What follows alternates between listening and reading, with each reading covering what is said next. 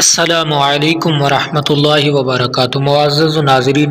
آج ہم اس ٹاپک پر گفتگو کریں گے، وہ 7 کام جو مرنے کے بعد بھی انسان کے کام آئیں گے۔ ناظرین کرام، میں نے اور آپ نے کوشش کرنی ہے کہ اپنی زندگی میں یہ 7 کام ضرور کرنے ہیں۔ اگر ہم 7 کام نہیں کر سکتے تو کم از کم ان میں سے ایک کام ضرور کر کے جائیں۔ اگر آپ اور میں ان میں سے ایک کام بھی کر کے جائیں گے تو قبر میں ہمیں کوئی ٹینشن پریشانی نہیں ہوگی۔ حضور صلی اللہ علیہ وسلم نے ارشاد فرمایا، یہ سنن ابن ماجہ کی حدیث ہے، نبی علیہ الصلوۃ والسلام نے ارشاد فرمایا، 7 چیزیں ایسی ہیں کہ جن کا ثواب مرنے کے بعد بھی جاری رہتا ہے۔ نمبر 1، علم علمہ و نشرہ، فرمایا ایسا نفع بخش علم جو انسان نے کسی دوسرے انسان کو سکھایا ہو۔ ناظرین کرام، اس علم سے مراد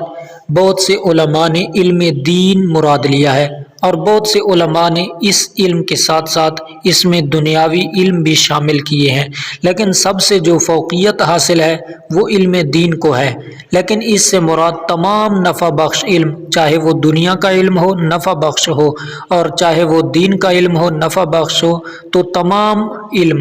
جو انسان نے کسی دوسرے کو علم سکھائے، یعنی وہ دنیا کا علم ہو یا دین کا علم ہو، تو یہ ایسا کام ہے کہ جو مرنے کے بعد بھی انسان کے کام آئے گا۔ نمبر 2، آقا علیہ الصلوۃ والسلام نے ارشاد فرمایا، والدن صالحا ترکہ، نیک اولاد، والدین اپنی نیک اولاد پیچھے چھوڑ کر جائیں تو یہ بھی ایسا عمل ہے کہ جو انسان کے مر جانے کے بعد بھی انسان کے کام آئے گا۔ نمبر 3، نبی کریم علیہ الصلوۃ والسلام نے فرمایا، مصحفا ورثہ،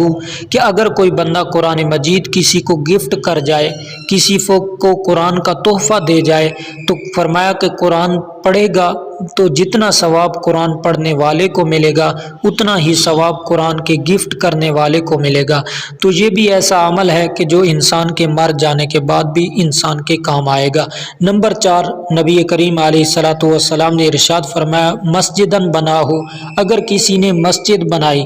چاہے اسے مکمل تعمیر کروایا ہو یا چاہے اس میں اپنا کچھ حصہ ملایا ہو، اور ایک حدیث میں آتا ہے، یہ سنن ترمذی کی حدیث ہے، نبی کریم علیہ الصلوۃ والسلام نے ارشاد فرمایا، من بنا للہ مسجدا بنى اللہ بیتا فی الجنہ،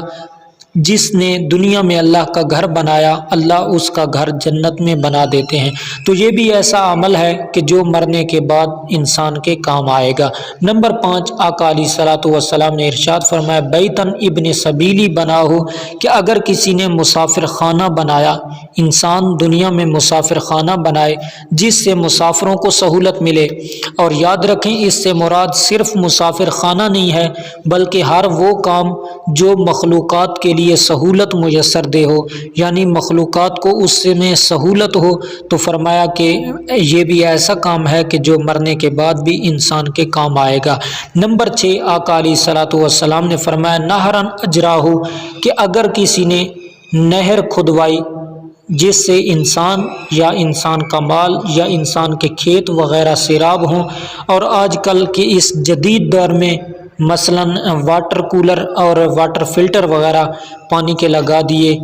جس سے انسان پانی پئیں، تو یہ بھی ایسا عمل ہے کہ جو انسان کے مر جانے کے بعد بھی کام آئے گا۔ نمبر 7، آقا علیہ الصلوۃ والسلام نے ارشاد فرمایا، صدقۃ